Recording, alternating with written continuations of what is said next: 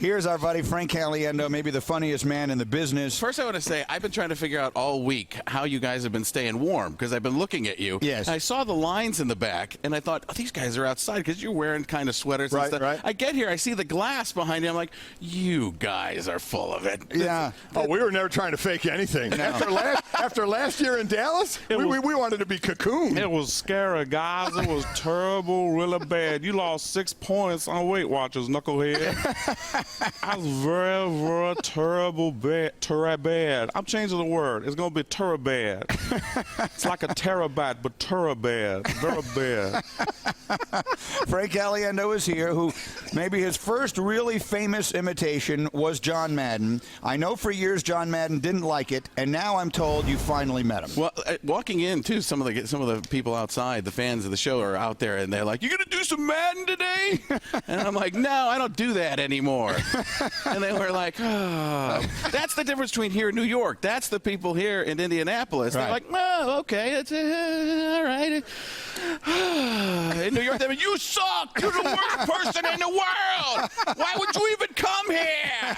Go home. We're sick of you, Caladino. It's Caliendo. We don't care. More Mike and Mike, less of you." So you met Madden. So I met Matt. It was at the Super Bowl last year. It was right after I was on with you guys. You guys must be the magic touch. So I'm at the Four Seasons. It's not part of the story. It doesn't matter. I just want you to know where I stay. And it was on Fox's dime. So when I pay, it's twice as good a place. Super. And so I see Madden in the hall, all right, or in the lobby of the hotel, and I'm moving toward him because I want to talk to him, but at the same time I'm scared to death. What am I going to say? So I'm moving toward him. He's moving away. It's like we're magnets of the same polarity, right? We're north and north going, and there it goes. Well, Jimmy Johnson's standing next to him, and I like, "Hey, Jimmy, can you believe I'm this close to John Madden?" He goes, "What? You haven't met him?" Taps Madden on the shoulder. Madden's like, "What is it, Jimmy?" Oh. And the look on his face was like when Shaggy and Scooby see the bad guy pop out of the barrel. It was like, zoinks, like, "Hey, Scoob, like, let's get out of here. Rut roll." So I look at John Madden. And he's talking to these kids, and I'm guessing they're his grandkids, and I want to say something about that, but I'm not sure if I should or not, because if I guess wrong, I say, you know. So I say to him, I look at John Madden and say, "I am so sorry for everything I have ever done." And he's like, I never said I hated you. I mean, I didn't laugh sometimes. and I go, "That's okay. People don't laugh all the time. I'm used to it." And you can see a little chuckle from like, "That's self-deprecating, whatever that means." And so who snorted? Was that you? That was me. I'm sorry. Okay. So I look at the kids. I'm like, "This isn't going well." And I go to the kids and I look at them. I'm like, "Hey, I'm a guy who talks like your grandpa over here. And if you don't finish your dinner, boom, you don't get dessert." And the kids look at each other, silent. They look at John Madden. They look back at each other. It took like 3 years for all this to happen in my mind. And all of a sudden, the kids crack up. And then when Madden sees them crack up, it's like a light bulb pops on over his head like, "I get it now. This guy makes small children laugh. He's a saint. It's unbelievable. We should knight him." So, and then it was funny because I didn't want to bother him too much. I went and got my whole family to come over. My father-in-law, my father-in-law had double knee replacement surgery, is in a wheelchair, jumps out of the wheelchair. "We're gonna meet John Madden!" Goes running. I don't think he's ever run, in the last 20, 30 years. So he comes over. We take the pictures. I tell my kids, "Hey, here, meet your college tuition." Madden's like, I think probably even more than that. So it was. And then underneath the Super Bowl, underneath in Dallas at the stadium. So we're underneath it, and this golf cart goes by me, and I hear, "Hey, Frank," and I didn't know what it was. It was Madden on the golf cart, and he says, "Hey, Frank," like we're buddies now. Really? Totally cool. But in my mind, I saw it was Madden, and I realized I didn't hear, "Hey, Frank," I heard beep, beep. It was like the Roadrunner, and they were going to drop an anvil on me.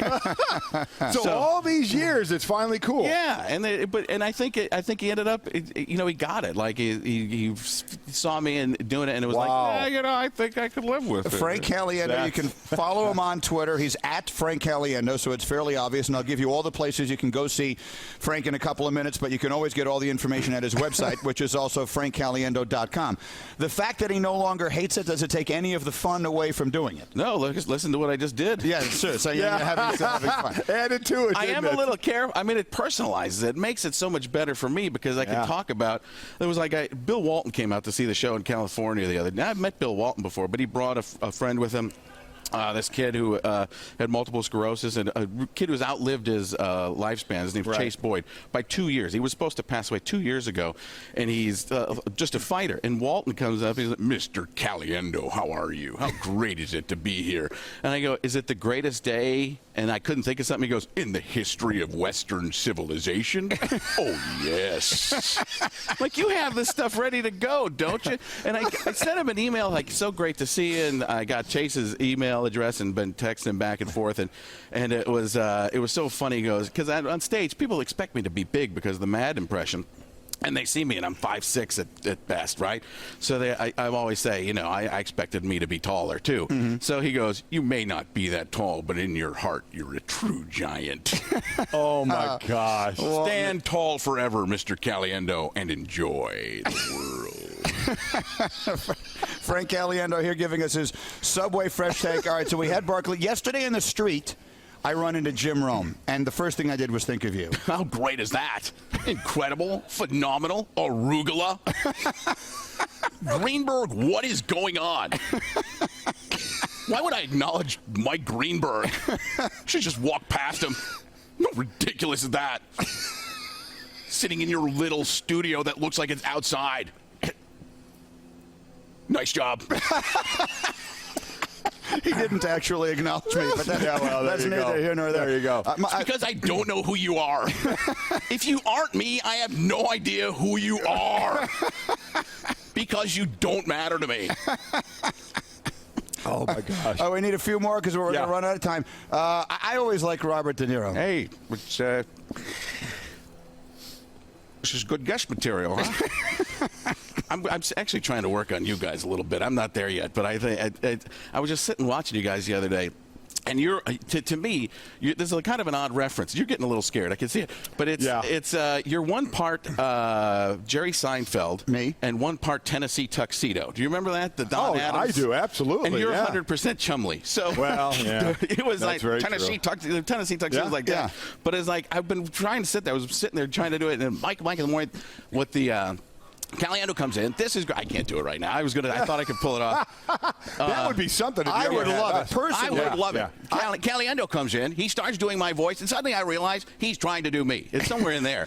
And then you come in, and it's like we thought he did a pretty good job. I didn't think it was there, but hey, he tried. We wouldn't be offended at all. Offended? No, that would be great. I got too nervous. I was there, and then I realized I didn't have it. Let's go back and do the Madden, but do Madden talking about Gronkowski during the game with the bad ankle. Well, I don't know what to say about Rob Gronkowski other than what his dad told me, and I mean, there's a lot going on. I mean, the high ankle sprain is the you don't want a low ankle sprain, you don't want a medium ankle sprain, but the high ankle sprain. There you go. Ridiculous. That did not make sense. I didn't say it was gonna make sense. It didn't have to. You just tried, knucklehead.